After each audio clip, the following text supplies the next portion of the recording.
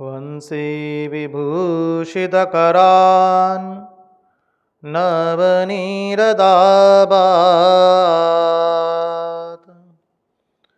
पीताम्बरात् अरुणबिम्बफलादरुष्ठात् पूर्णेन्दुसुन्दरमुखात् अरविन्दनेत्रात्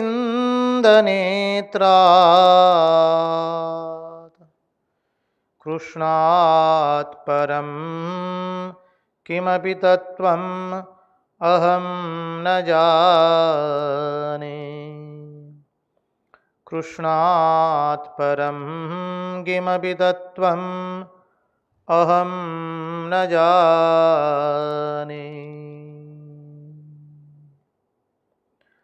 सच्चिदानन्दरूपाय विश्वोत्पत्त्यादिहेतवे तापत्रयविनाशाय श्रीकृष्णाय वयं नुमः। स्वस्ति श्रीगणेशाय नमः। श्रीसरस्वत्यै नमः। श्रीगुरुभ्यो नमः। नारायणं नमस्कृत्य नरं चैव नरोत्तमं देवीं सरस्वतीं व्यास ततो जयमुदीरयेत्। नमस्ते शारदे देवी सरस्वती मतिप्रदे वसत्वं मम जिह्वाग्रे सर्वविद्याप्रदा भव। अखण्डमण्डलाकारं व्याप्तं येन चराचरं तत्पदं दर्शितं येन तस्मै श्रीगुरवे नमः। ॐ नमः परमहंसास्वादित चरणकमलचिन्मकरन्दाय भक्तजनमानसनिवासाय श्रीरामचन्द्राय विश्वसर्गविसर्गादि नवलक्षणलक्षितं श्रीकृष्णाख्यं वरं धाम जगद्धाम नमामदत्। ॐ स्थापकाय च धर्मस्य सर्वधर्मस्वरूपिणे अवतारवरिष्ठाय रामकृष्णाय ते नमः। मुगं करोति वाचालं पङ्गुं लङ्घयते गिरिं यत्कृपात्वमहं वन्दे परमानन्दमाधवम्। कृष्णकन्हैया की जय, भक्तवत्सल भगवान की जय, वृंदावन बिहारी लाल की जय, भगवान श्री राम कृष्ण देव की जय, भागवत भगवान की जय, भागवत भक्त भगवान की जय। ॐ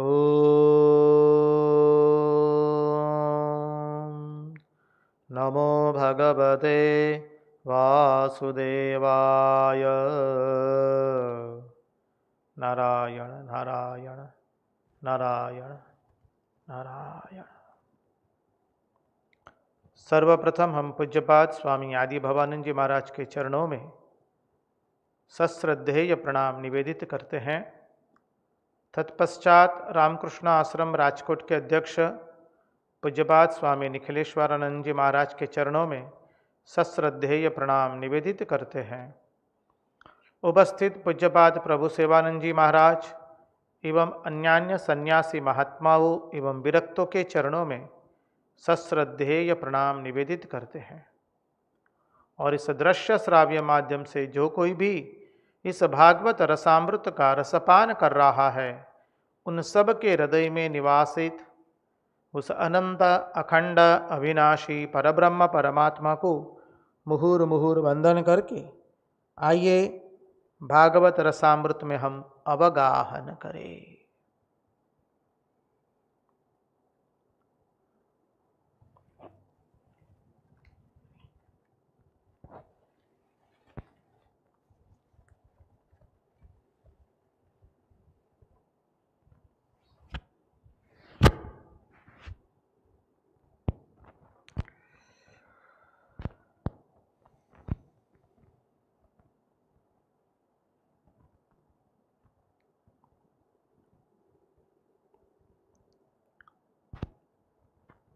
यं प्रव्रजन्तमनुपेतमपेतकृत्यम् द्वैपायनो विरहकातर आजुहाव पुत्रेति तन्मयतया तरवोऽभिनेदु तं सर्वभूतहृदयं मुनिमानितोऽस्मि। कृष्णाय वासुदेवाय हरये परमात्मने प्रणतक्लेशनाशाय गोविन्दाय नमो नमः।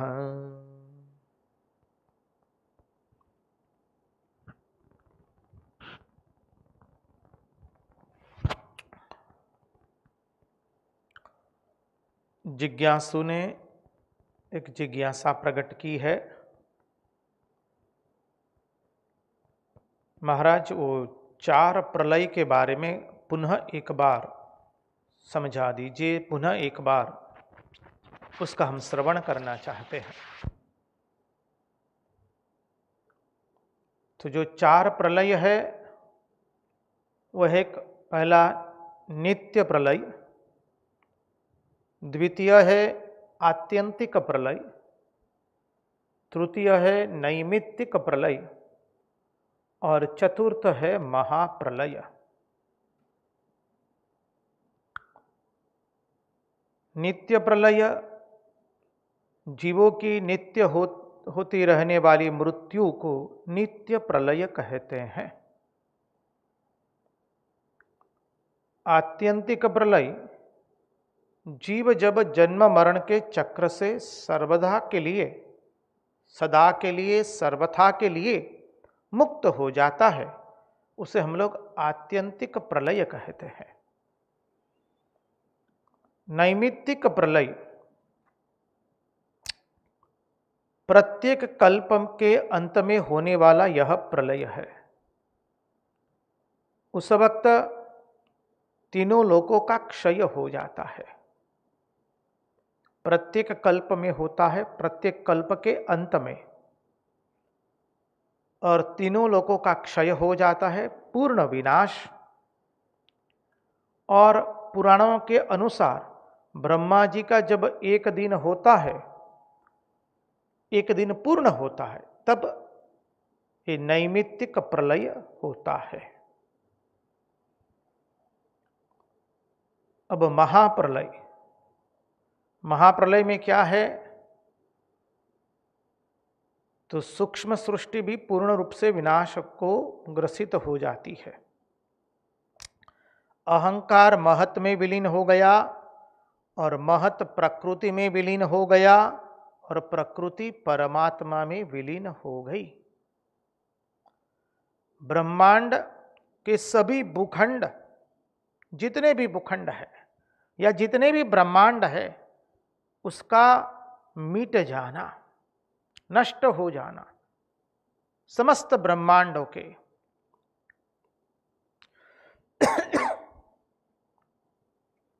इसलिए भगवान को विशेषण देके हम लोग कहते हैं ना, बिरुदावली गाते हैं आरती के पहले। तो आरती के पहले की बिरुदावली में गाते हैं,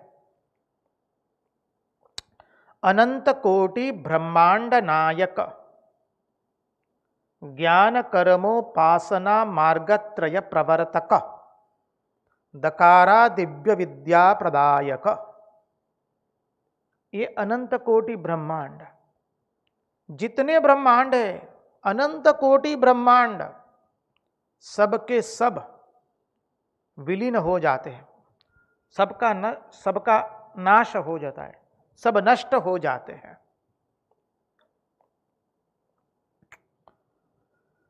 और वो परमात्मा के अंदर में समाहित हो जाते हैं। एकमात्र परमात्मा के अतिरिक्त और कुछ नहीं मानी, अर्थात वह ब्रह्म जो टाइम स्पेस कॉजेशन से परे है, देश काल निमित्त से परे है। जो हम हर रोज गाते, इसके पहले सत भी नहीं था, असत भी नहीं, आकाश भी नहीं, वायु भी नहीं, कुछ भी नहीं, एकमेवाद्वितीयम। उस अवस्था को प्राप्त होता है। ये महाप्रलय है। ये ब्रह्मा जी के 100 वर्ष होने के बाद होता है। 100 वर्ष पूर्ण हुए फिर महाप्रलय होता है। उसमें संपूर्ण ब्रह्मांड, अनंत कोटि ब्रह्मांड जो है वो सब के सब नष्ट हो जाते हैं। भूखंड ब्रह्मांड सब कुछ परमात्मा में समाहित हो जाता है। तो ये नैमित्तिक प्रलय एवं महाप्रलय ये ब्रह्मांड को लेकर के है, भूखंड को लेकर के, और नित्य प्रलय एवं आत्यंतिक प्रलय जीव को लेकर के है। ऐसे मिलाकर के कुल 4 प्रलय होते हैं। आशा करते हैं कि शंका का समाधान हुआ होगा, पुनः श्रवण करने की इच्छा तृप्त हुई होगी। तो अब हम चले आइए, चलते हैं हम परमहंस शिरोमणि भगवान शुकदेव जी के चरणारविंद में बैठ करके वेद स्तुति के चिंतन में प्रवेश करेंगे। देखिए, आज के इस सत्र का चिंतन शुरू करें उसके पहले हम आप लोगों से एक अनुरोध करना चाहेंगे। देखिए, वेद स्तुति चल रही है, उसके शब्दार्थ भी थोड़े कठिन हैं, हमें स्वयं को तो कठिन लगते ही है। संधि विच्छेद भी कठिन होता है, भाषा कठिन है थोड़ी, तत्वार्थ अद्भुत भरा हुआ है, क्योंकि श्रुतियां भगवान की स्तुति करती है। इसलिए हमें स्वयं को तो आनंद आता ही है। यदि आप लोगों को ज्यादा सूखा लगे, in English you call it as Swamiji, the topic is quite dry. यदि ऐसा आपको कहीं महसूस हो तो आप अपना अभिप्राय लिख दीजिएगा। अधिक लोगों का ऐसा अभिप्राय आएगा तो हम थोड़ा संक्षिप्त में देखने का प्रयास करेंगे, अन्यथा हम तो श्लोक के बाद श्लोक के रूप में ही जाएंगे, क्योंकि हमें रंज भी रह गया है। गोपी गीत हम श्लोक से श्लोक देख नहीं पाए हैं, जिस तरह से चाहते थे उस तरह से देख नहीं पाए, संक्षिप्त करना पड़ा है गोपी गीत एवं प्रणय गीत के अंदर में। तब परिस्थिति कुछ अलग थी, मालूम नहीं था कितना दिन चलेगा। अब भगवान ने तो कुछ ऐसा दिलासा दिया है कि वेद स्तुति 10वें स्कंद के अंत में आ रही है, 87वां अध्याय चल रहा है। 10वें स्कंद का कुल 90 अध्याय है। तो वेद स्तुति आप लोगों को यदि कहीं नीरस जैसा विषय, थोड़ा रस कम हो ऐसा मालूम प्रतीत होता हो, ऐसी भावना होती हो, तो हमें आप प्रकट कर दीजिए। हम थोड़ा संक्षिप्त करने का प्रयास करेंगे, अन्यथा हरि इच्छा भगवान जिस तरह से चिंतन करवाएंगे उस तरह से चिंतन करके इस अद्भुत वेद स्तुति के गुढ़ार्थ में, उसके चिंतन में अपने मन को नियोजित करने का हम सब लोग मिल करके प्रयास करेंगे, क्योंकि हमारे वक्ता तो एकमात्र भगवान शुकदेव जी महाराज है, अन्य कोई नहीं है। यहां वक्ता कोई नहीं है, हम सब लोग श्रोता है। हम परमहंस शिरोमणि भगवान शुकदेव जी के चरणारविंद में भूमिष्ठ होकर के प्रणाम करके उनके चरणाश्रित होकर के उनके पास सीखने के लिए बैठे हैं। चले श्लोक संख्या 25वीं।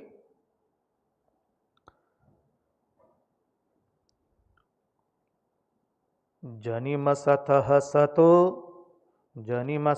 सतो मृतिमुतात्मनीये च विदां विपणमृतं स्मरन्त्युपदिशन्ति त आरुपीतैः। त्रिगुणमयः पुमानिति भिदा यदबोधकृता त्वयि न ततः परत्र स भवेदवबोधरसे। यहां पर श्रुतियां बहुत सुंदर कहती है। त्रिगुणमयः पुमानिति भिदा यदबोध कृता त्वयि न ततः परत्र स भवेदवबोध रसे। उसके पहले कहा जनिमसतः सतो मृतिमुतात्मनि ये च भिदाम विपणमृतम स्मरन्त्युपदिशन्ति त आरुपितैः। पहले थोड़ा संक्षिप्त में भाषांतर देखने का प्रयास करेंगे, तत्पश्चात श्लोक के चिंतन में प्रविष्ट होंगे। संक्षिप्त में भाषांतर देखने का प्रयास करें। श्रुतियां भगवान को कहती है, प्रभु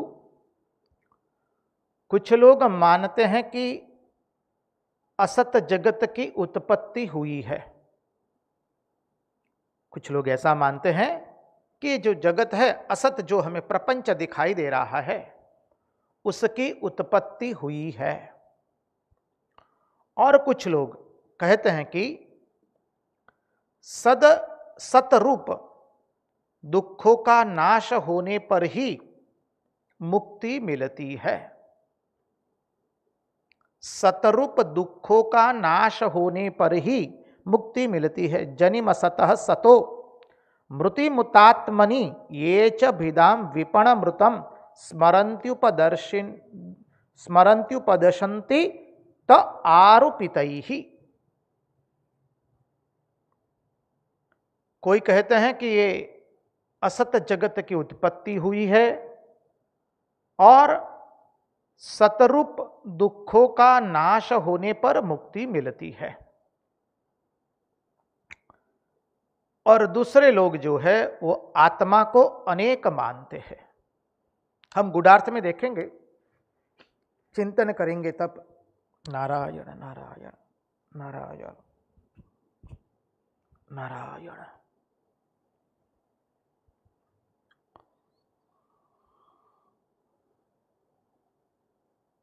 नारायण नारायण नारायण नारायण।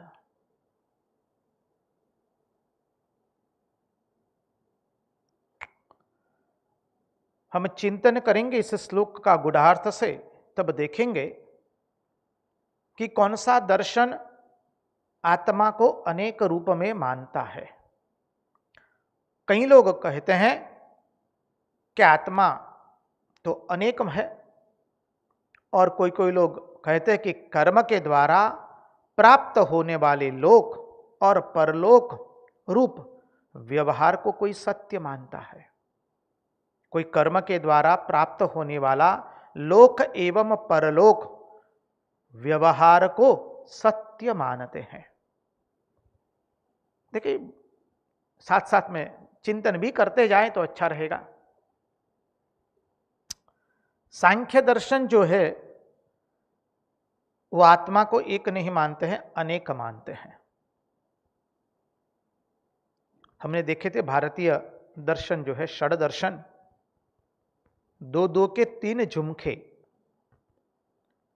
पहला है सांख्य योग अर्थात सांख्य दर्शन एवं योग दर्शन।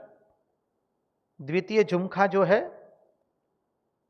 वह है न्याय दर्शन एवं वैशेषिक दर्शन। तृतीय दर्शन जो है पूर्व मीमांसा एवं उत्तर मीमांसा। 2, 4 और 6 दो दो के झुमके बना लीजिए तो आसान रह जाएगा। हम सब लोग इसका चिंतन कर चुके हैं। तो सांख्य मानता है अनेक आत्मा में, और कोई कोई मानते हैं कि कर्म के द्वारा प्राप्त होने वाले लोक और परलोक रूप व्यवहार को ही सत्य मानते हैं। ये न्याय एवं वैशेषिक दर्शन में यह आता है। वैशेषिक मीमांसा आदि लोग यही मानते हैं कि लोक कर्म के द्वारा जो प्राप्त हुआ लोक है और परलोक रूप व्यवहार, उसी को वो लोग सत्य मानते हैं। और कोई कोई जो है दूसरा कुछ मानते हैं। अब श्रुतियां कहती है कि प्रभु ये सब कुछ भ्रम मूलक है, और आपके ऊपर में जो ये आरोप किया है, ये सब आपके ऊपर में आरोप करके पहले अर्थात अध्यारोप करके वो लोग उपदेश दे रहे हैं। शब्द को ध्यान से सुनने का प्रयास कीजिएगा। ये सांख्य योग न्याय वैशेषिक,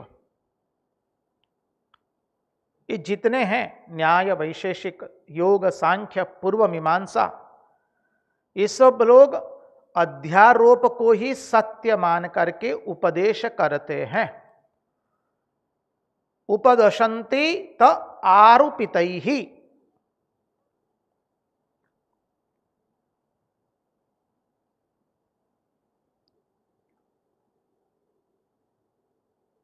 उपदिशन्ति त आरोपितैहि।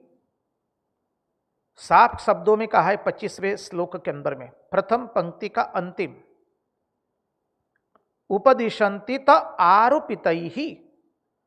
वह आपके ऊपर में अध्यारोप करके वो लोग ऐसा उपदेश करते हैं। कैसा उपदेश करते हैं? कि आत्मा अनेक है, लोक परलोक में जो व्यवहार है वही सत्य है। फिर कहते हैं कि कुछ लोग मानते हैं ये असत जगत की सृष्टि हुई है, असत जगत की उत्पत्ति हुई है। और कोई कोई कहते हैं कि सत रूप दुखों का नाश होने पर ही मुक्ति मिलती है। ये चार बातें मुख्य है। असत जगत की उत्पत्ति हुई है, असत रूप दुखों का नाश होने पर ही मुक्ति होती है। कोई कोई लोग आत्मा को अनेक मानते हैं, और कोई कोई लोग कर्म के द्वारा प्राप्त यह लोक एवं परलोक के व्यवहार को ही सत्य मानते हैं। ये जो चारों लोग बोल रहे हैं, ये जो चार बता रहे हैं, वो क्यों लोग इस तरह से बोल रहे हैं? ये सब कुछ भ्रममूलक है। पहले तो श्रुतियां ने कह दिया ये सब कुछ भ्रममूलक है, और वो आपके ऊपर में आरोप करके अर्थात अध्यारोप, 14वां 15वां श्लोक का चिंतन अपने स्मृति पटल पर ले आइए जी। अध्यारोप किया उन्होंने पहले, ये सब कुछ परमात्मा, हे प्रभु आपके ऊपर में अध्यारोप करने से ही वो लोग इस तरह से उपदेश कर रहे हैं। प्रभु आप कैसे हैं? आप तो सबसे परे हैं। जो लोग कहते हैं कि पुरुष त्रिगुणमय है अर्थात भेदभाव वाले, वो तीनों गुण के अंदर में है, वो भेदभाव वाला जो मानते हैं वो कैसा है? बोले वो अज्ञान से ही ऐसा मानते हैं कि पुरुष में कोई भेद है। त्रिगुणमय पुमानिति भिदा यदबोध कृतात्वयी, ये आप में जो वो लोग भेद मान रहे हैं वो अज्ञान के कारण ही मानते हैं। आप में किसी प्रकार का भेद नहीं है, आप ज्ञान अज्ञान से परे है। ये सरल अर्थ से संक्षिप्त में भाषांतर देखने का हमने प्रयास किया। अब चिंतन की धारा शुरू करें। तो आचार्य समझाते हुए कहते हैं, महात्मा लोग समझाते हुए कहते हैं कि कुछ लोग ऐसा कहते हैं कि मुक्ति आत्मा का स्वरूप नहीं है, यह साधन करने से प्राप्त होती है। मुक्ति जो है वो आत्मा का स्वरूप नहीं है, यह साधन करने से प्राप्त होती है। और कुछ लोग ऐसा कहते हैं बंधन तो सच्चा है, लेकिन साधन करने से बंधन की निवृत्ति हो जाती है। कुछ लोग ऐसा कहते हैं कि मुक्ति आत्मा का स्वरूप नहीं है, वो तो साधन करने से प्राप्त होती है। और कुछ लोग कहते हैं कि बंधन सच्चा है, साधन करने से बंधन की निवृत्ति हो जाती है। अब देखिए, ये मुक्ति एवं बंधन को, अर्थात उसके उदय एवं अस्त को सत्य यदि हम मानते हैं कि मुक्ति भाई साधन करने पर मिलती है और बंधन जो है, क्षमा कीजिए, बंधन साधन करने से निवृत्त होते हैं और मुक्ति भी साधन से ही पैदा होती है, ऐसा जो मानते हैं, उनके उदय एवं अस्त को जो सत्य मानते हैं, तो जब मुक्ति के उदय को सत्य माना, बंधन के अस्त को सत्य माना, तो क्या हो गया? मुक्ति पैदा हुई और बंधन का नाश हुआ। समझिए, मानी पहले मुक्ति नहीं थी, साधन करने से मुक्ति पैदा हुई, अर्थात वो लोग मुक्ति को पैदा हुई मानते हैं, उत्पन्न हुई मानते हैं, उसका जन्म हुआ मानते हैं और कहते बंधन सच्चा है, साधन किया इसलिए बंधन की निवृत्ति हो गई। मुक्ति का उदय मानते हैं, बंधन का विनाश मानते हैं।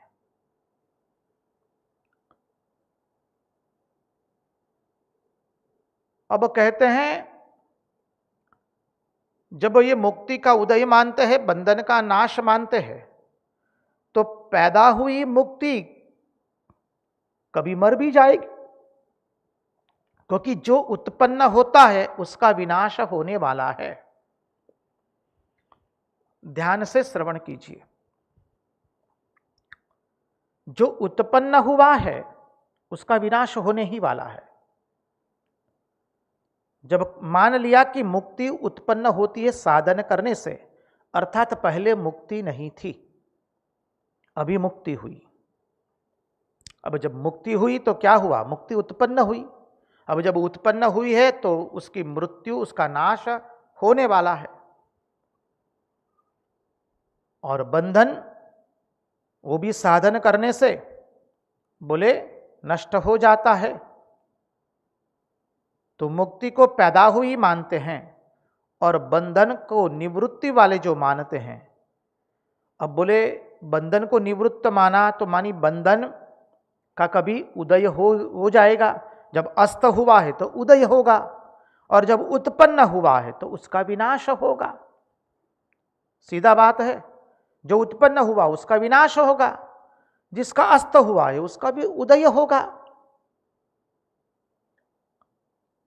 गीता के अंदर में आता है ना सतो विद्यते भावो ना भावो विद्यते सतः उभयोरपि दृष्टोन्तः स्त्वनयो तत्वदर्शिभिः। सरल अर्थ से देखें तो असत का अस्तित्व नहीं होता है और सत का कभी अभाव नहीं होता है। विद्वान और तत्वदर्शी ये लोग ये बात जानते हैं। ना सतो विद्यते भावो ना भावो विद्यते सतः उभयोरपि दृष्टोन्तः स्त्वनयो तत्वदर्शिभिः।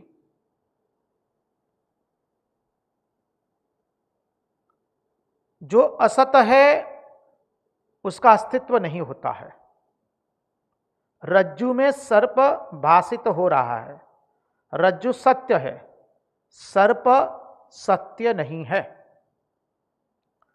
तो जो असत है उसका अस्तित्व नहीं होता है। रज्जु में सर्प सत्य नहीं है, भासित हो रहा है। क्यों हो रहा है? अज्ञान के कारण। तो रज्जु में सर्प का उत्पन्न होना, जब उत्पन्न हुआ तो उसका नाश भी हो जाएगा अवश्य, क्योंकि रज्जु में सर्प था नहीं, दिखाई दिया है, भासित हो रहा है। अब ये सभी प्रक्रिया रज्जु में नहीं हो रही है। हाँ, इस बात को भी ध्यान से सुनिएगा, यहां कहीं सिद्धांत में गड़बड़ न हो जाए। रज्जु में कहीं कुछ नहीं हो रहा है। जो कुछ हो रहा है वो तो देखने वाले व्यक्ति के अज्ञान से हो रहा है। देखने वाली व्यक्ति ने रज्जु के अंदर में भ्रांति के कारण, अज्ञान के कारण रज्जु में सर्प को भासित हुए देखा। तो रज्जु में सर्प उत्पन्न हुआ। अब जब उत्पन्न हुआ तो उसका विनाश तो होने ही वाला है। रज्जु में सर्प क्यों दिखाई दे रहा है? क्योंकि रज्जु है इसीलिए। रज्जु नहीं होती तो सर्प की भ्रांति होने वाली नहीं थी। तो रज्जु में सर्प दिखा, मानी उसकी भ्रांति हुई अज्ञान के कारण। जब भ्रांति मिट गई तो रज्जु का रज्जु ही रहा। तो कह सकते हैं कि पहले सर्प था और रज्जु बन गया? जी ना, पहले रज्जु ही थी, भ्रांति के कारण सर्प भासित हो रहा था। भ्रांति किस में थी? देखने वाली व्यक्ति के अंदर में। उसका जब अज्ञान मिटा तो रज्जु ही रहा। लेकिन पहले अज्ञान के कारण जो सर्प उत्पन्न हुआ था उसका नाश हो गया। उत्पन्न जो हुआ था उसका नाश हुआ। नासतो विद्यते भावो, जो असत है उसकी उत्पत्ति, उसका अस्तित्व नहीं होता है। रज्जु में सर्प असत है, इसलिए उसका अस्तित्व नहीं होता है। और सत का कभी अभाव नहीं होता है। रज्जु सत है, इसलिए सत का कभी अभाव नहीं होगा। उसी तरह से उस ब्रह्म के अंदर में, परमात्मा के अंदर में, भगवान के अंदर में जो नाम देना है दे लीजिए। ब्रह्मेति परमात्मेति भगवानिति शब्द्यते, वदन्ति तत्त्वविदस्तत्त्वं यज्ञानमद्वयं ब्रह्मेति परमात्मेति भगवानिति शब्द्यते। तो उस ब्रह्म में अज्ञान के कारण हमको ये जगत दिखता है। सिद्धांत को मिलाइए। उस ब्रह्म में, उस परमात्मा में, उस भगवान में अज्ञान के कारण हमें ये जगत दिखाई देता है। जगत उत्पन्न हुआ, जो उत्पन्न हुआ तो उसका विनाश होगा। कब? जब हमारी भ्रांति दूर हो जाएगी तब। ठीक इसीलिए कहा नासतो विद्यते भाव, जो असत है उसका अस्तित्व नहीं है। असत क्या है? ये जगत, उसका अस्तित्व नहीं है। और कहा सत का अभाव नहीं होता है। सत क्या है? ब्रह्म। जगत असत है, इसलिए असत का अस्तित्व नहीं होता है। ये कब पता चलता है? जब ज्ञान का उदय होता है, प्रकाशित होता है। ज्ञान उत्पन्न नहीं होता है। ध्यान से श्रवण कीजिए। ज्ञान विद्यमान है ही, आवरण से वो ढक गया है, उस आवरण को दूर निकाल कर देंगे। जैसे बादल से, अभी वर्षा होती है, वर्षा ऋतु है गुजरात के अंदर में, तो आखिरी 5 दिन से सूर्य नारायण भगवान भी इस तरह से प्रकट नहीं हुए हैं। है सूर्य प्रकाश तो है, लेकिन ऐसा नहीं है जैसा होना चाहिए। पूरे बादल छाए हुए हैं और सारे दिन में हल्की फुल्की बारिश हो रही है, सारा दिन बादल छाया हुआ है। तो जब ये बादल चला जाएगा तो क्या होगा? सूर्य प्रकाश प्रकाशित हो जाएगा।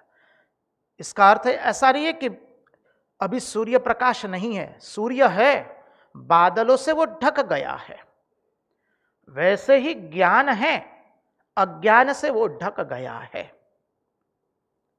वैसे ही ब्रह्म ही है, लेकिन जगत जो है वो उस ब्रह्म में हमें भासित हो रहा है, हमें हो रहा है अज्ञान के कारण। इसलिए कहा असत का अस्तित्व नहीं है और सत का कभी अभाव नहीं होता है। जब ज्ञान होगा तब ये जगत का अस्तित्व नहीं रहेगा। और ये सब हमारे अंदर में हो रहा है, उस ब्रह्म में कुछ नहीं है। ना तो उसके अद्वयत्व में विवर्त है, ये उसकी दृष्टि से बात हुई है, हम चर्चा कर चुके हैं। उसके अद्वयत्व में, अद्वयत्व किसका? सच्चिदानंद का, सतचित और आनंद का, उसके अद्वयत्व में विवर्त है। अरे कुछ हुआ ही नहीं है। तो ना सतो विद्यते भावो ना भावो विद्यते सतः उभयोरपि दृष्टोन्तः स्त्वनयो तत्वदर्शिभिः।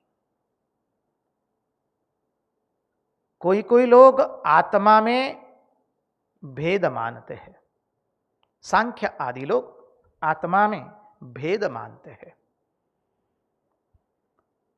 कोई कोई लोग इस व्यवहार को ही सत्य मानते हैं, वो है मीमांसक आदि लोग। और ये सांख्य, योग, न्याय, वैशेषिक, पूर्व मीमांसा, इन सभी लोगों ने अध्यारोप को ही सत्य मानकर के उपदेश किया है। अध्यारोप को ही सत्य मानकर उपदेश किया है, अर्थात उस ब्रह्म के ऊपर में पहले आरोप किया, जिसे हम अध्यारोप कहते वेदांत की भाषा में। वो अध्यारोप को ही सत्य समझ करके उन्होंने उपदेश किया है। नारायण नारायण नारायण नारायण। सांख्य ने, योग ने, न्याय ने, वैशेषिक ने एवं पूर्व मीमांसक ने। इसलिए कहा 25वें श्लोक का त्रिगुणमय पुमानिति भिदा यदबोध कृता। त्रिगुणमय, त्रिगुणमय पुमानिति भिदा यदबोध कृता, अर्थात परमात्मा के स्वरूप को न जानने के कारण ही मैं शांत हूं या मैं विक्षिप्त हूं, मैं मूढ़ हूं, इस प्रकार की भेद बुद्धि पैदा हो जाती है। परमात्मा के स्वरूप को न जानने के कारण ही। जब हम परमात्मा के स्वरूप को जानेंगे फिर भेद बुद्धि होने वाली नहीं है, बिल्कुल भेद बुद्धि नहीं रहेगी। फिर तो क्या, एकमेवाद्वितीयम। भाषांतर में हमने देखा पुरुष त्रिगुणमय है, अर्थात पुरुष 3 गुणों वाला है। ऐसा भेदभाव केवल अज्ञान से ही होता है। संगति लगाइए इस चिंतन की भाषांतर के साथ। पुरुष त्रिगुणमय है, ऐसा भेद कब होता है? अज्ञान के कारण। और प्रभु आप उस भेद से, अज्ञान से तो परे हैं आप। इसलिए प्रभु आप में किसी भी प्रकार का भेदभाव नहीं है।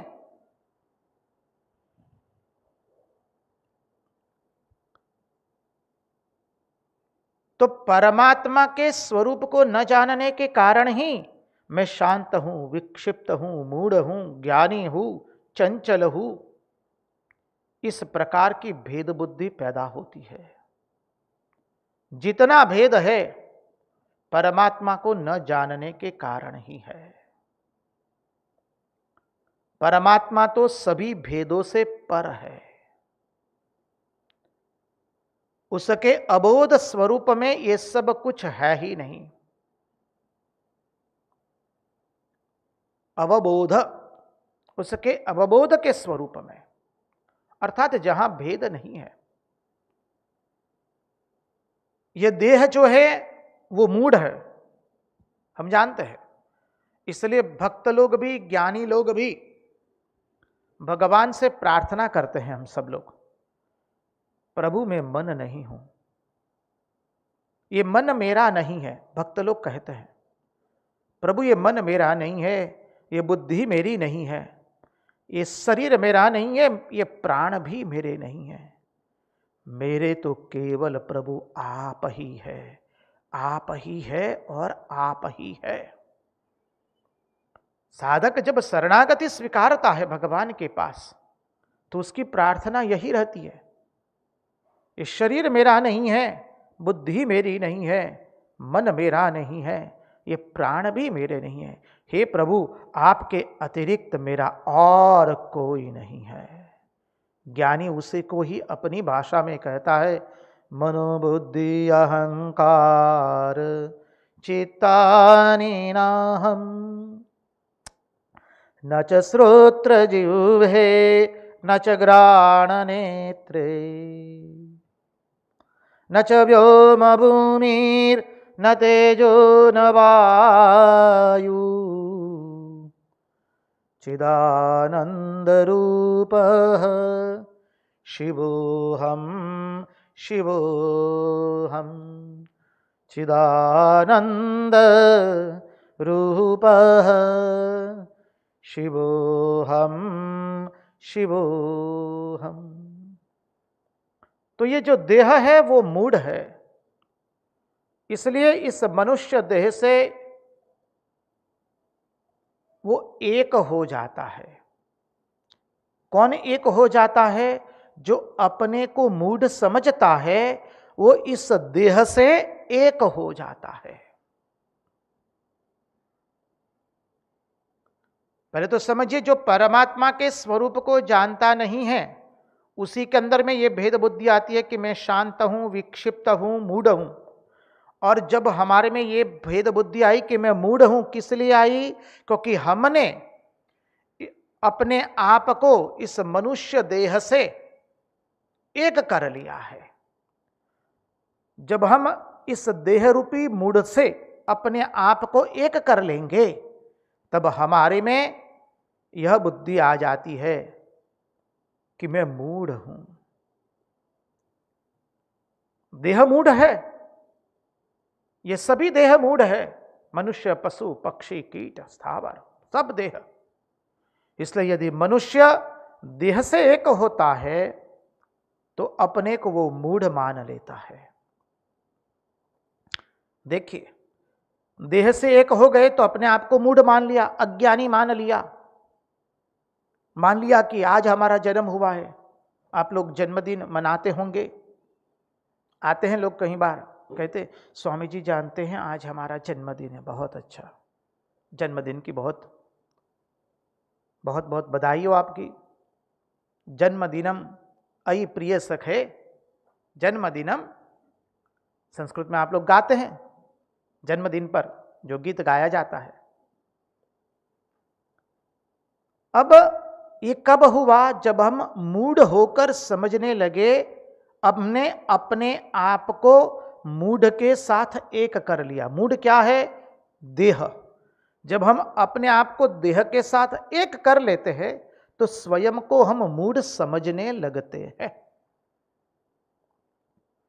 देह के साथ किया तो मूढ़ हो गए।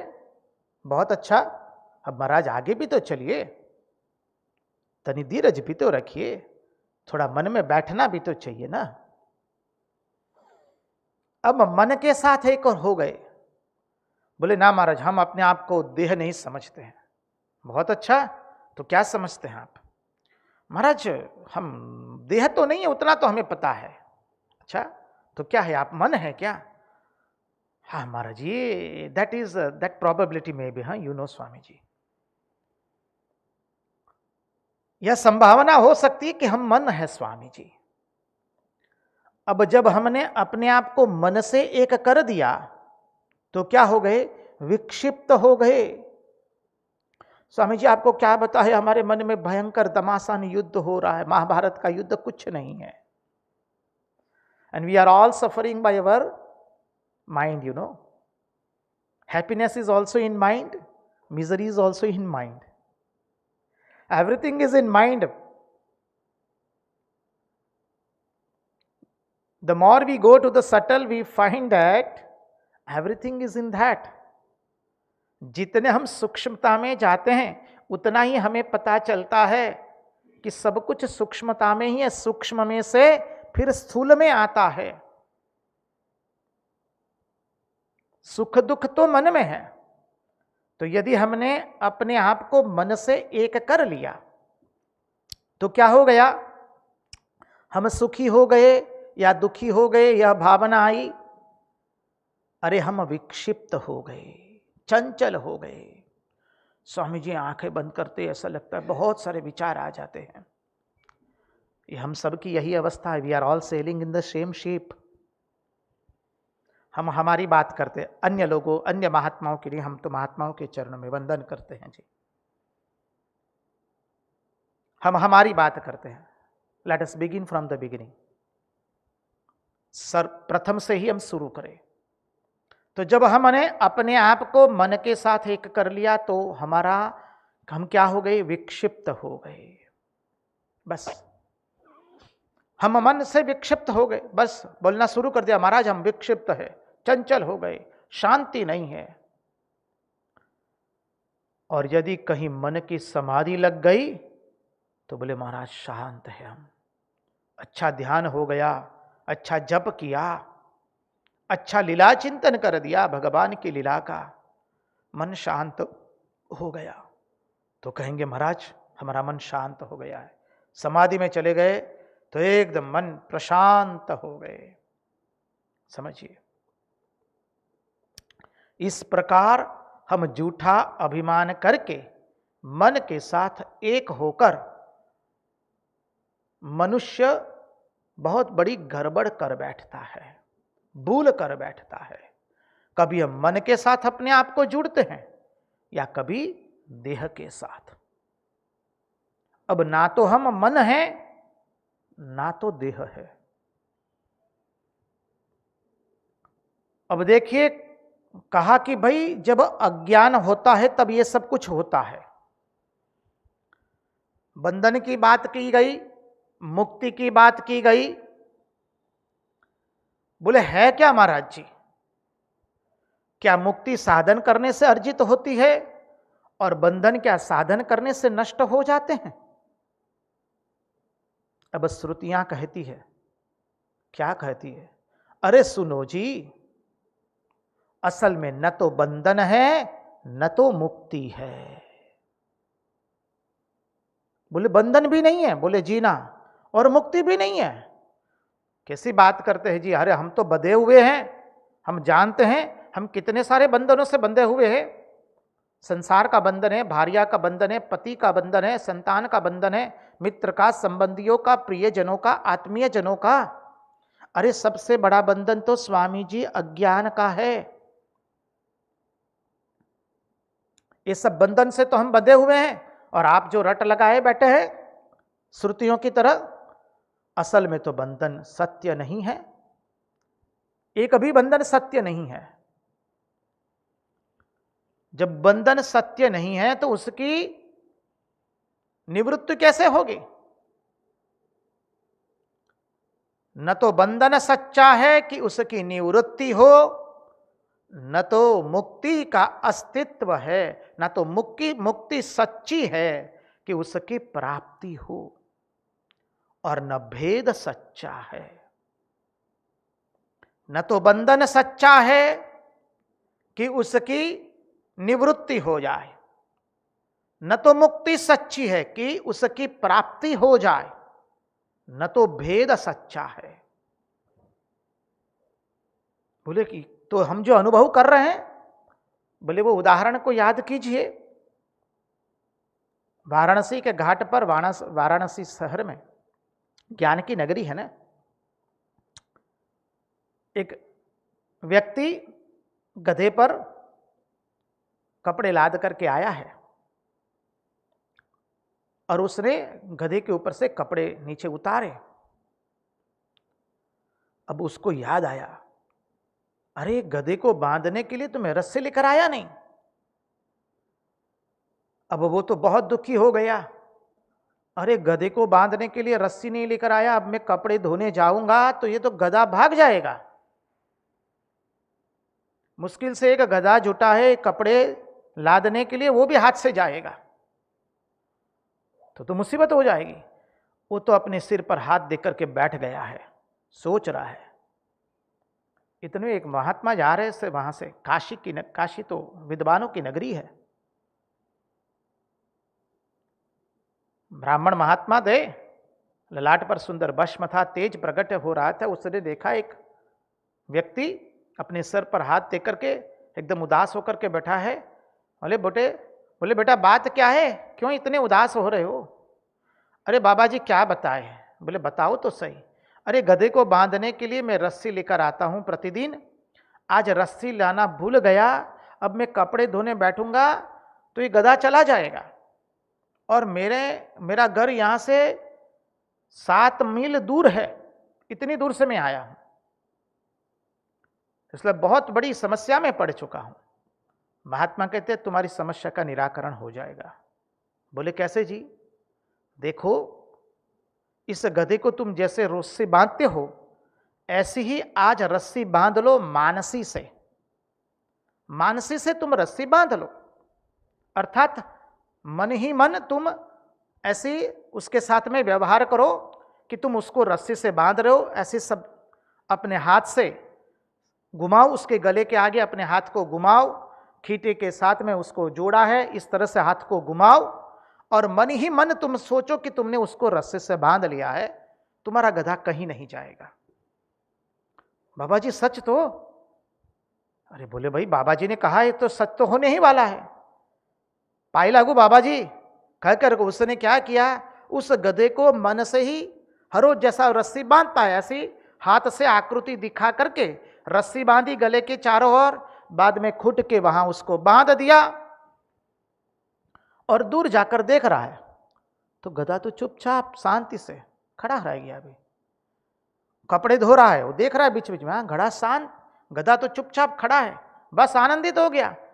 सब कपड़े उसने आनंद से शांति से साफ कर लिए।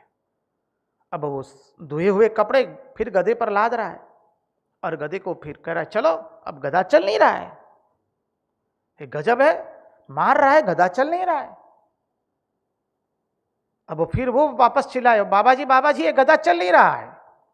तो बाबा जी ने कहा अरे बेटे तुमने जैसा बांधा था वैसा खोलो, ऐसा खोला है क्या? अरे बाबा जी लेकिन बांधा नहीं तो खोलू कैसे? बोले वो तुम जानते हो, गधे को तो यही मालूम है कि तुमने जैसे हाथ से जो प्रवृत्ति की और खीले के साथ उसको बांधा, गधे को मालूम है कि उसको बांधा गया है। तुमने झूठ-मूठ बांधा है, इसलिए अब झूठ-मूठ खोलो, मानसी से खोलो उसको।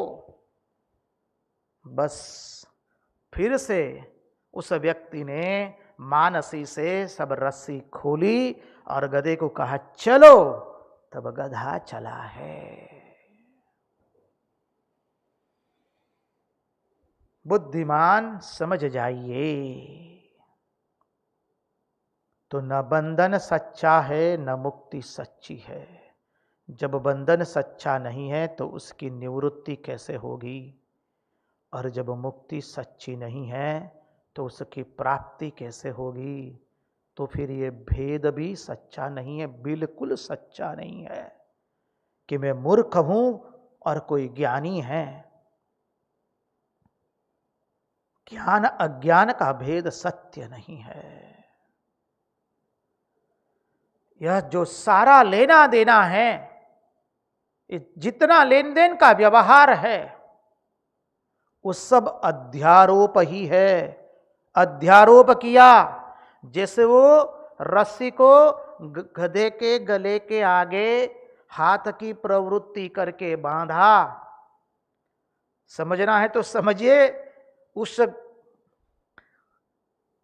गोखरा, संस्कृत भाषा में स एव गोखरः, गधे को गोखर कहा गया है। तो उस गोखर के ऊपर में मानसी से आपने रस्सी लगाई, अध्यारोप किया है बंधन का।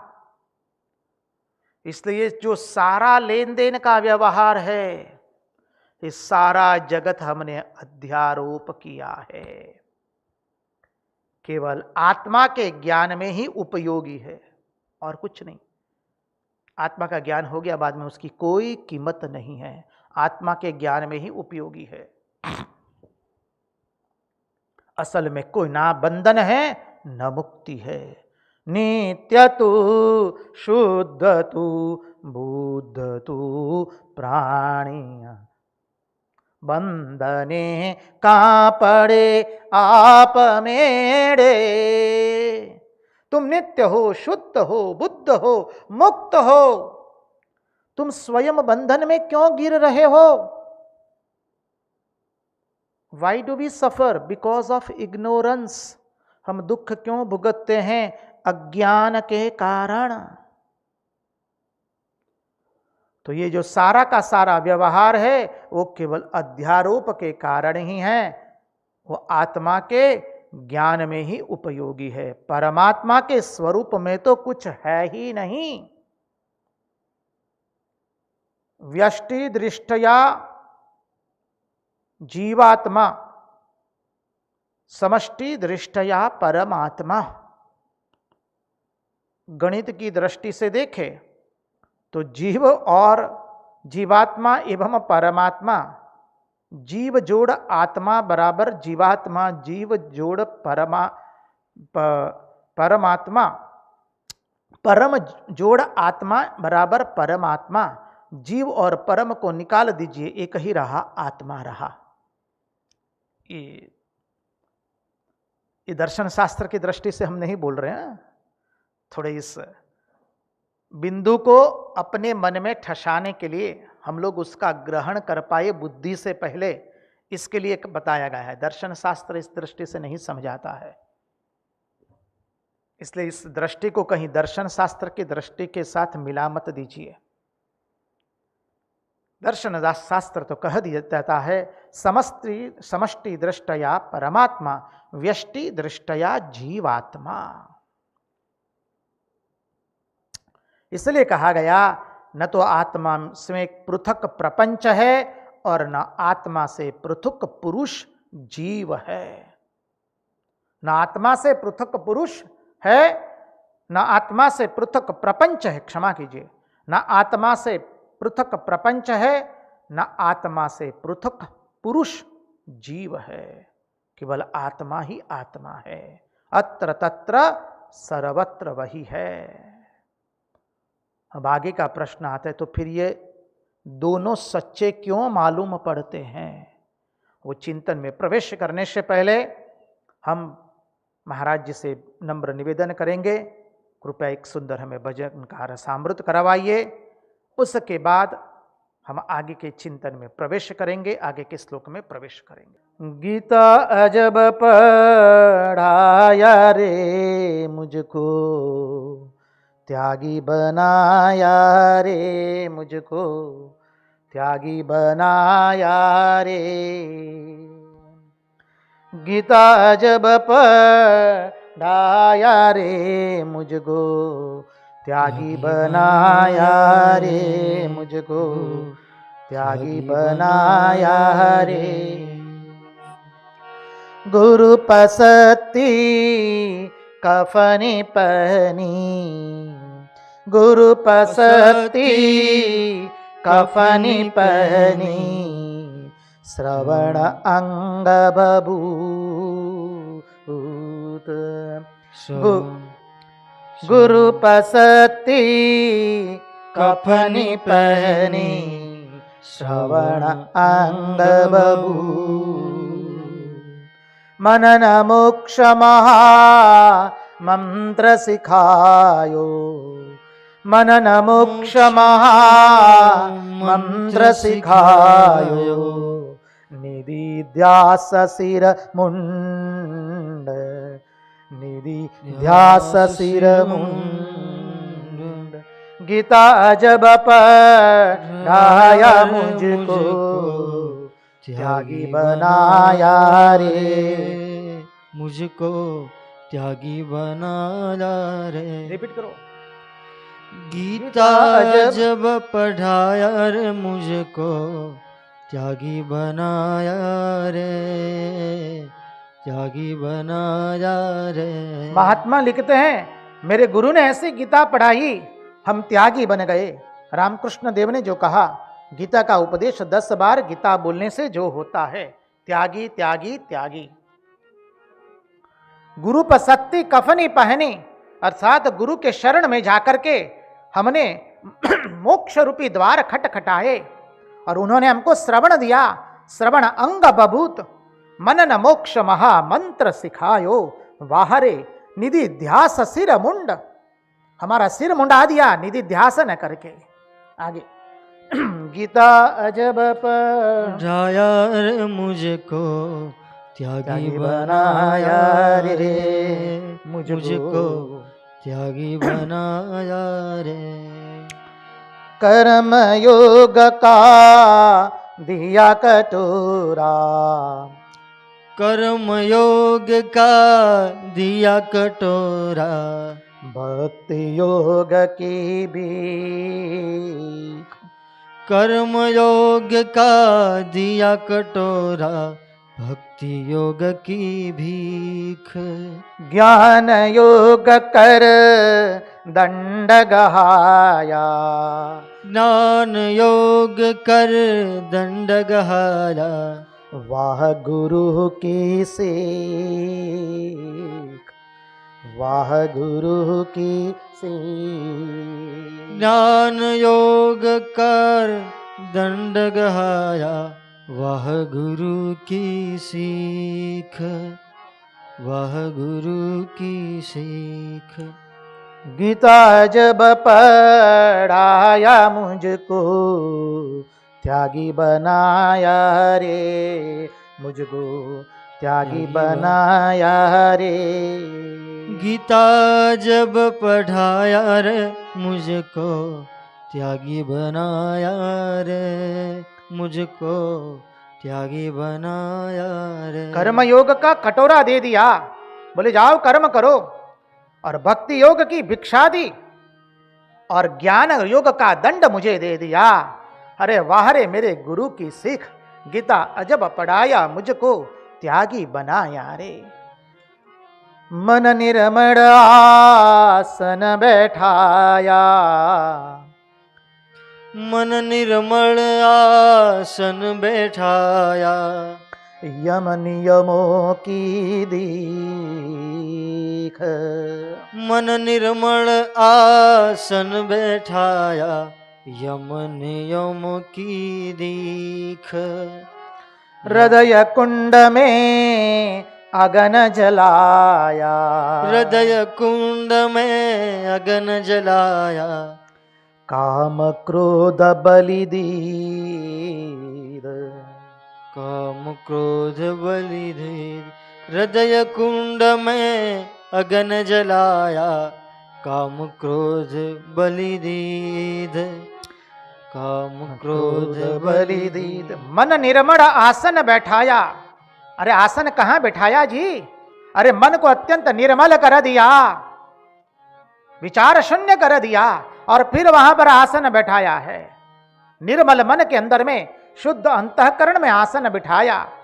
मन निर्मल आसन बैठाया, यम नियमों की दीख। फिर यम नियम, आसन, प्राणायाम, प्रत्याहार, धारणा। तो यम नियम जो मोरल डिसिप्लिन है, यम नियम, उसको मुझे दिखाया, उसकी मुझे दिख दी, उसका मैंने अनुसरण किया। परिणाम स्वरूप मेरा मन निर्मल हुआ, और वहां पर मैंने फिर आसन बैठा दिया। और फिर क्या किया? अरे हृदय कुंड में आग जल रही थी, और उस अग्नि के अंदर में हमने क्या किया? काम क्रोध की बलि दे दी। मन निर्मल आसन बैठाया, यमन यमों की दीख। हृदय कुंड में अगन जलाया, हृदय कुंड में अगन जलाया, काम क्रोध बलि दीद, काम क्रोध बलि दीद। गीता जब पढ़ाया मुझको, त्यागी बनाया रे, मुझको त्यागी बनाया रे। रंग अर्जुना मोह मिटाया, रंग अर्जुना मोह मिटाया, सारथी श्री व्रजराज, सारथी श्री व्रजराज। रंग अर्जुना मोह मिटाया, सारथी श्री व्रजराज। रथ हाकरण युद्ध कराया, रथ हाक रण युद्ध कराया, अंत दिलायो राज, अंत दिलायो राज। रण हाक रण युद्ध कराया, रथ हाक रण युद्ध कराया, अंत दिलायो राज, अंत दिलायो राज। रंगवदूत महाराज कहते, रंगदूत महाराज जी ने भजन लिखा है, आत्मानुभूति से भजन निकला है सब। रंग अर्जुना मोह मिटाया, समझ लीजिए अब मेरा और अर्जुन का कोई भेद नहीं रहा है, क्योंकि हमारे भी सारथी श्री व्रजराज है। अर्जुन के सारथी हमारे पूर्ण पुरुषोत्तम भगवान श्री कृष्ण चंद्र है, तो बोले अब हमारे मन के सारथी भी श्री व्रजराज है। रंग अर्जुना मोह मिटाया, सारथी श्री व्रजराज। रथ हां का रण युद्ध कराया, अरे रथ तो उन्होंने ही चलाया है। अरे काम क्रोध लोभ मोह मद मात्सर्य को मारने वाले हमारे नंद नंदन यशोदा नंदन पूर्ण पुरुषोत्तम भगवान श्री कृष्ण है, क्योंकि हमारे मन के सारथी वो है। दुश्मनों को तो उन्होंने मारा है, और अंत में अरे अंत में हमको अंत दिलायो राज, अंत में उस परम पद की प्राप्ति करा दी। अरे जिसको प्राप्त करने के बाद कुछ अप्राप्य रहता नहीं है, जिसको देखने के बाद दूसरा कुछ देखने का बाकी रहता नहीं है, उस परम पद की प्राप्ति कराई, उस अद्भुत राज दिला दिया। गीता जब पढ़ाया रे मुझको, त्यागी बनाया रे, त्यागी बनाया रे। गीता जब पढ़ाया रे मुझको, त्यागी बनाया रे, मुझको त्यागी बनाया रे, मुझको त्यागी बनाया रे। कृष्ण कन्हैया लाल की जय। कृष्ण कन्हैया लाल की जय। श्री व्रजराज पूर्ण पुरुषोत्तम भगवान श्री कृष्ण चंद्र की जय।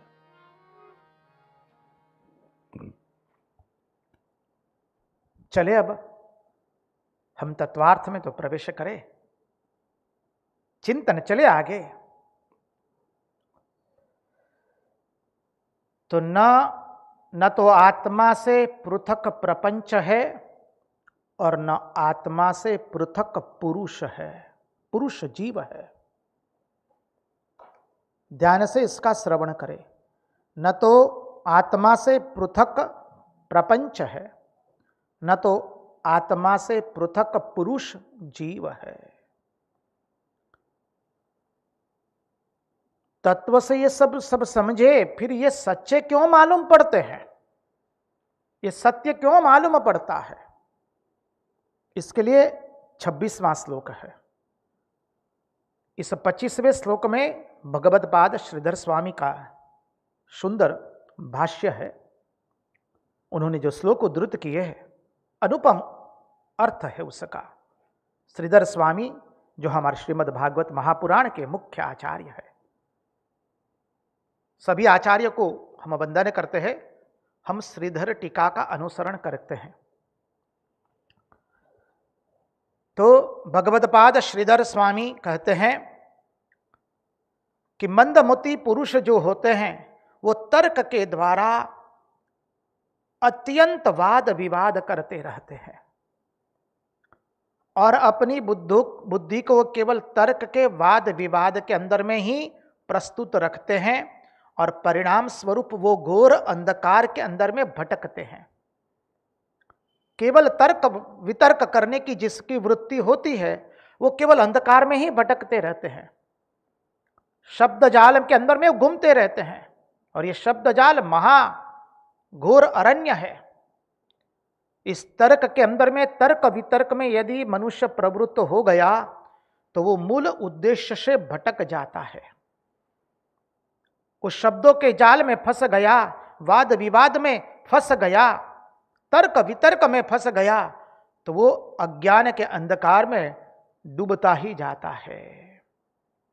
और ऐसी व्यक्ति को प्रभु आपके ज्ञान का मार्ग स्पष्ट होता नहीं है, उसको सूझता ही नहीं है।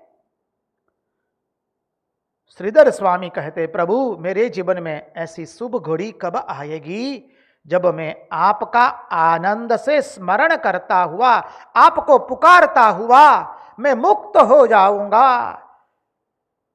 श्री हरि शरणम, श्री हरि शरणम, श्री हरि शरणम, श्री हरि शरणम, श्री हरि शरणम, श्री हरि शरणम, श्री हरि शरणम, श्री हरि शरणम। प्रभु आपको पुकारते हुए, आपका शरणापन्न होकर के, आपका भजन करते करते मैं कब मुक्त हो जाऊंगा। 26वें श्लोक में प्रवेश करें। 26वां श्लोक।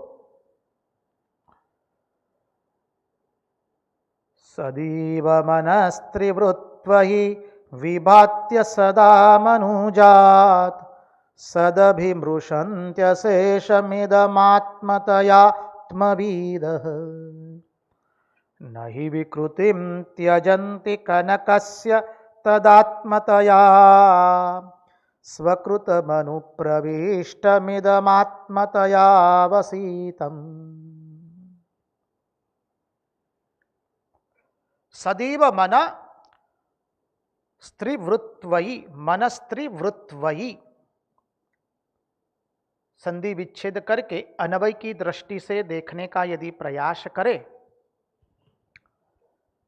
सदैव सत इव मन त्रिवृत्त त्वयि, मनस्त्रिवृत्त्वयि विभात्य सदा मनुजात। विभाति असत आमनुजात सदभिमृशन्त्य शेषमिदमात्मतयात्मविदः। सत अभिमृशन्ति अशेषम इदम आत्मतया आत्मविदः नहि विकृतिं त्यजन्ति कनकस्य तदात्मतया। नहि विकृतिं त्यजन्ति कनकस्य तत् आत्मतया स्वकृत मनुप्रविष्टमिदमात्मतया वसितम्। स्वकृतम स्वकृतम अनुप्रविष्टम इदम आत्मतया अवसितम्।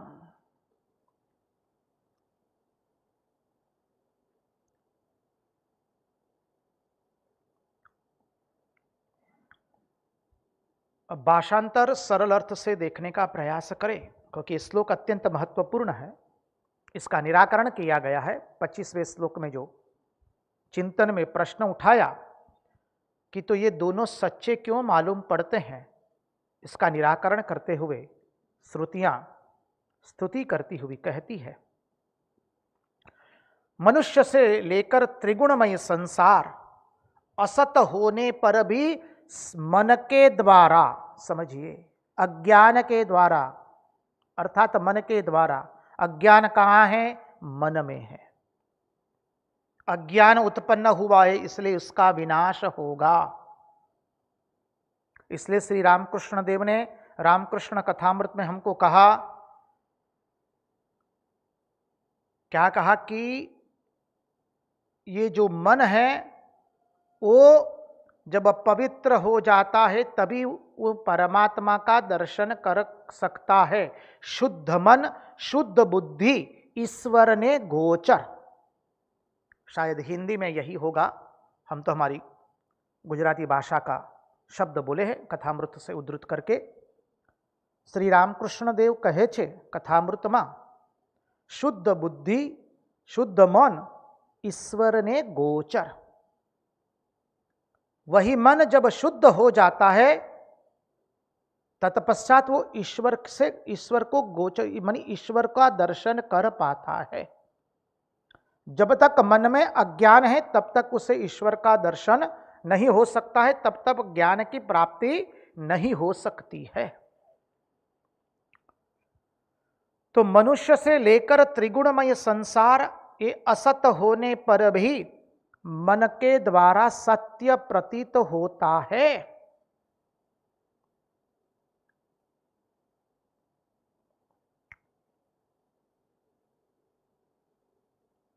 आत्मतत्ववेत्ता जन मानी जो ज्ञानी पुरुष है, जो आत्म तत्व को जानते हैं, आत्मतत्ववेत्ता जन इस संपूर्ण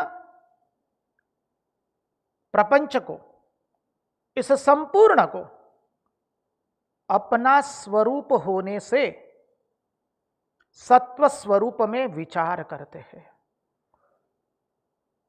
जो आत्म तत्व प्राप्त कर चुके हैं ऐसी व्यक्ति इस समस्त को, इस संपूर्ण को अपना स्वरूप होने से सत्स्वरूप में विचार करते हैं ज्ञानी जन इसका।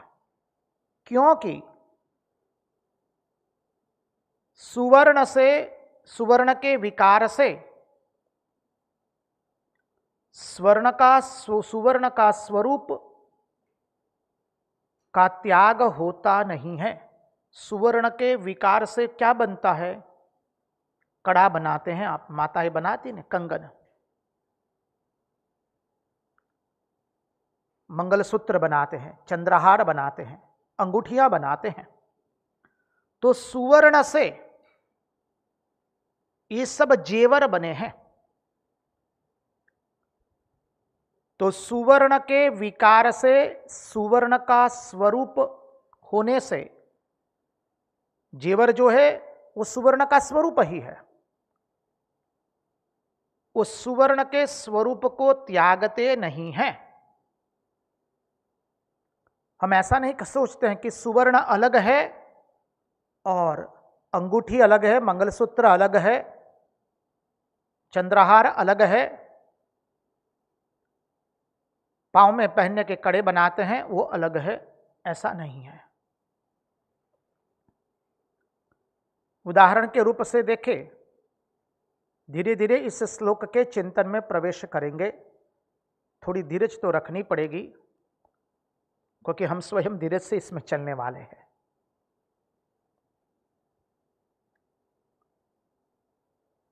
एक माता ने अपने श्रृंगार के मेज पर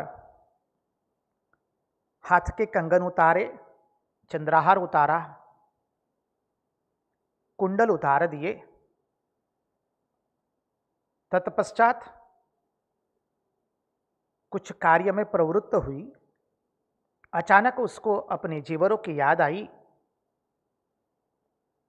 वो अलमारी में रखना चाहती थी, इसलिए अपनी संतान जो थी, छोटी संतान को कहता है, बेटा जाओ तो मैंने श्रृंगार के मेज पर सुवर्ण रखा है, वो सब सुवर्ण ले आओ। संतान छोटी है, दौड़े दौड़े जाती है कक्ष में। श्रृंगार के मेज पर उसे कुछ दिखाई देता नहीं है। दौड़े दौड़े संतान पुनः मां के पास आकर कहती है, मां मां,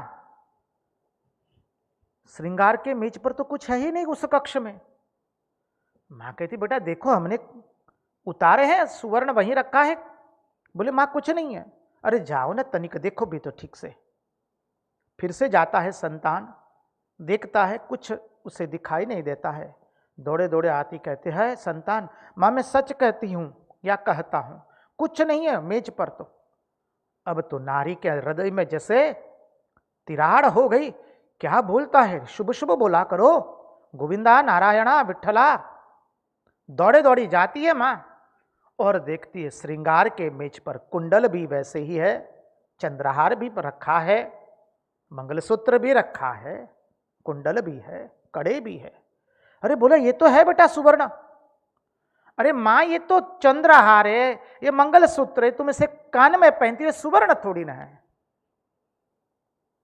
संतान अज्ञान के कारण समझ नहीं पा रहा है कि सुवर्ण से ही ये सब जेवर बने हैं। इसलिए संतान सुवर्ण को अलग देखता है और जेवर को अलग देखता है, संतान के अज्ञान के कारण। यह सिद्धांत की संगति यहां लगानी है। सुवर्ण के